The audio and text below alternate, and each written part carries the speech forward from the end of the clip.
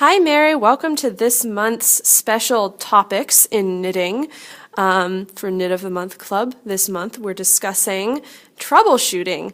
I'm going to have some special guest lecturers videos posted in addition to these videos that I'm going to record right now.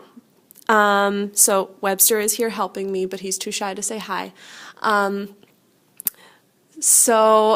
Remember how a while ago, I have really exciting news. Remember how a little while ago I was talking about how I wanted to show you different knitting patterns, but I couldn't remember my really cool name. Well, I remember my really cool name, and it's actually not as cool as I thought it was, but it's called Swatch Watch. Anyway, so this is Swatch Watch now.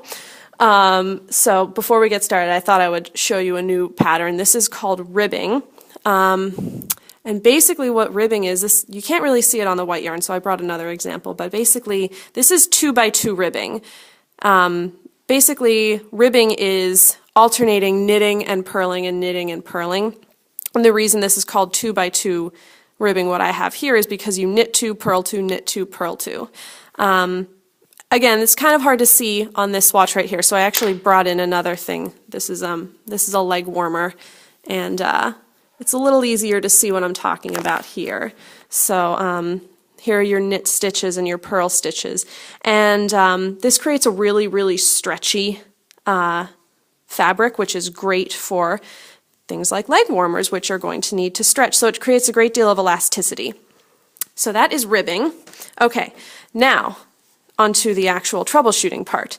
So frequently you'll be knitting along and you'll realize, whoops, I made a mistake in my knitting. And if you're lucky, you'll catch that mistake in the same row of knitting in which you make the mistake, and you can just, instead of having to rip your stitches out, you can go backwards and get back to the mistake. So I'm going to show you how to do that here. I'm just knitting a few stitches in, so that will be in the middle of the row. The technique that I'm going to show you is called tinking. Tinking is knitting spelled backwards, which is appropriate because what you're doing is you are going backwards through your work and taking out your mistakes. So the reason that I have ribbing here is because I want to show you how to do that, how to not just tink, but to also, I guess it would be called lurupping, because that would be purling backwards. Okay, so what you're going to do, so say that I noticed a mistake back here. So that's 6 stitches back. All you have to do is, can you see this? Okay. What you're going to do is you're going to insert your needle into the stitch right below, aka the stitch that you just pulled off your needle. You're going to insert it, and you're going to drop that off, and look, you just undid your stitch. So let me show you that again. I'm going to try to get a really good view of this for you.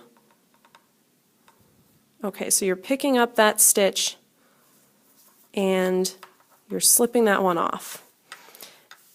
So that is tinking. It's very simple. And the only difference between tinking knit stitches and purl stitches is where you hold your yarn, actually. So with knit stitches, you're holding the yarn behind the needle, just like you would if you were knitting. And with tinking purl stitches, you would be holding it in front. Okay, so here's what it looks like tinking a purl stitch. Again, you're picking up this stitch, and you're just pulling it out. And there you go. And you just do that until you get back to the mistake, and then you can just pull that stitch out and correct it. And that is how you tink.